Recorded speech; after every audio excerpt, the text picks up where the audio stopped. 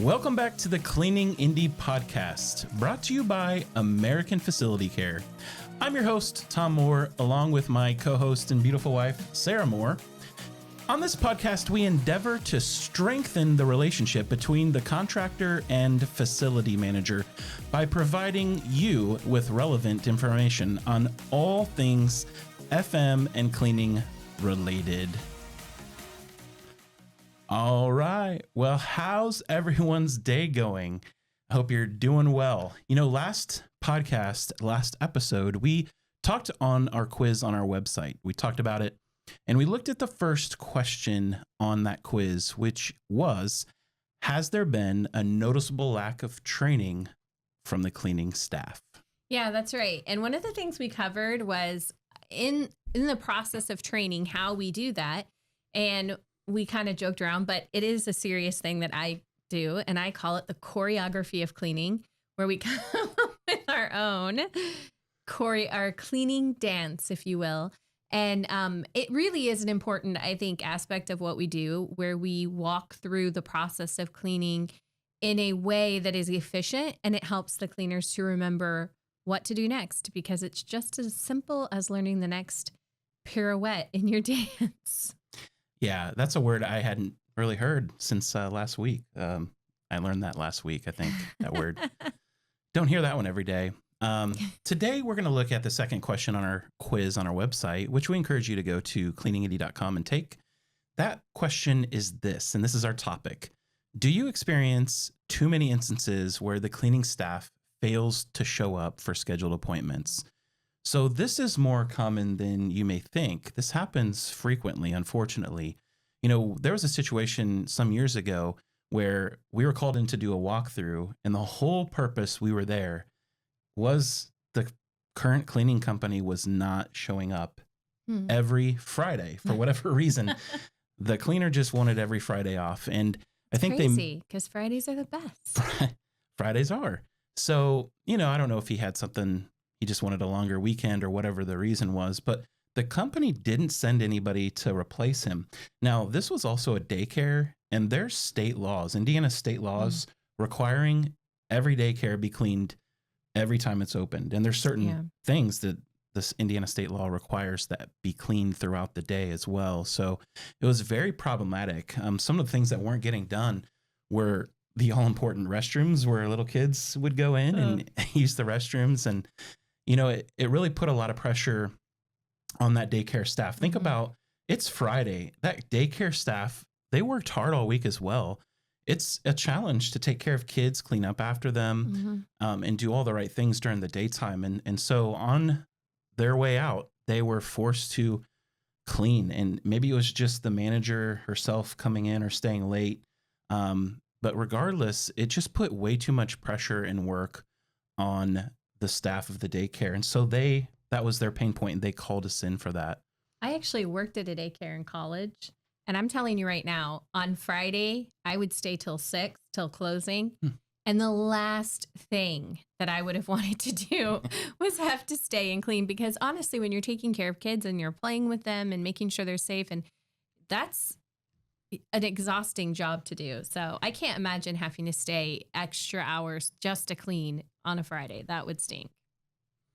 Yeah, so this is something that can be taken care of when you first meet a new cleaning contractor. You know, what are some things that we can do, Sarah? Well, you can ask questions during the walkthrough to get some sense of the capabilities of your cleaning company. Some of these questions could be like, how many buildings does your company service? And also, what's your management structure like? How often will a supervisor be on site? That's really important. Yeah. The management structure is going to really reveal some information that's really telling about their capability, the size of the company, and you know, whether or not they're going to have it in their budget, the capability to provide a supervisor or a manager. You really also need to kind of find out how often that manager and supervisor will be on site. You know, another important question would be hey, tell me your process for when your cleaning staff calls in. What is the step? How are you alerted? How do you find that out? Right. You know, something that's really good is technology in this area. There's, you know, we're all familiar with geofencing capabilities. So that's going to alert as soon as the cleaner or staff or maybe even supervisor doesn't show up on time, you're going to get an alert in the cleaning company, the contractor is going to get an alert in their app. And so that's going to let them know, hey, somebody's late. I need to check into this, find out what's going on. Are they sick? Is it a no call, no show, which is obviously the worst case scenario.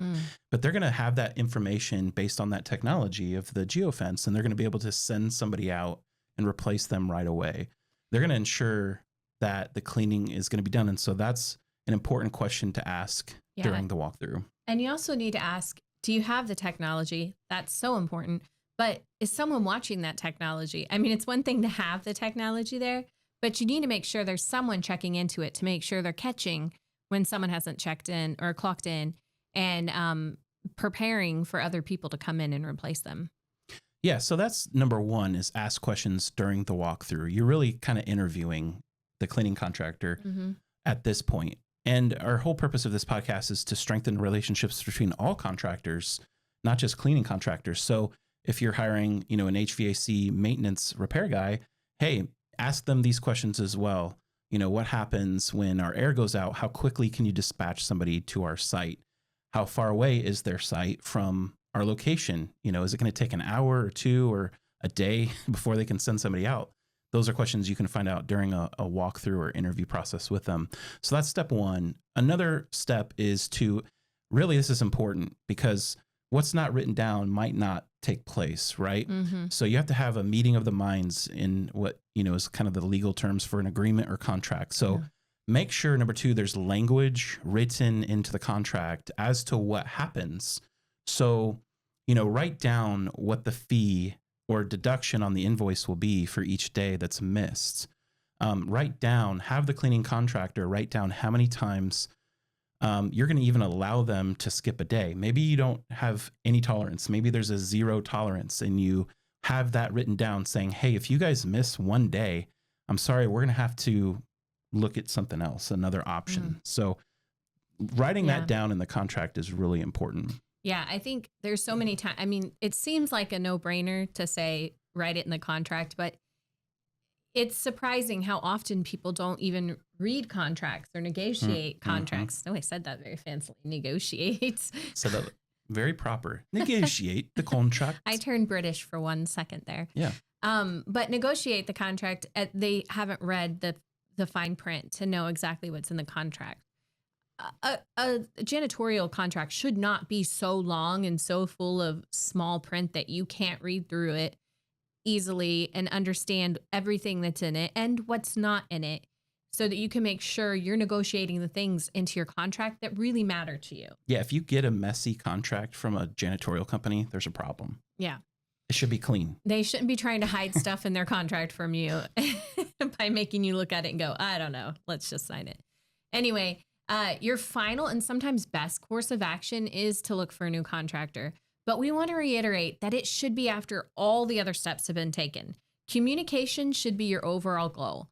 I mean, communication is key in every aspect of your life, as we all know, in marriage, in business. Some say it's important.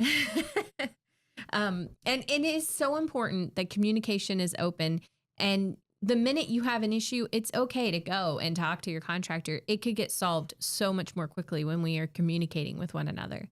And there's so many modes of communication. Find out what is the best. I mean, if they're a good contractor, they're going to find out how you communicate as a facility manager. They're going to find out, hey, you like texting the best, you like emailing the best, or phone calls the best, or showing up in person the best. They're going to find that out and operate based on your, personal preferences for communication. But it's always important to find somebody, and you can kind of suss out what they're going to be like when you're doing an initial walkthrough, the type of communicator they are.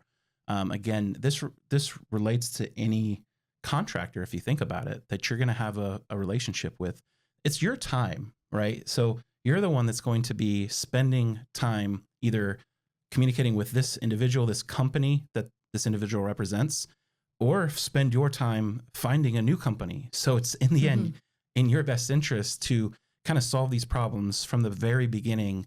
So if you realize, hey, this is a poorly communicating contractor, you're kind of just getting them out at the beginning and not even bothering with a relationship with them. Or if you realize there's a great capability that they have and there's a chance for a good relationship, then that should continue on throughout your relationship with them, as you have any problems that could come up, and they could solve those problems for you. Mm-hmm. Yeah, communication is key. All right, next episode, we're going to talk about why the quality seems to drop after the first 90 days with a new cleaning company and what you can do about it. That's the important part. What you can do. You have power and you have ability and choices.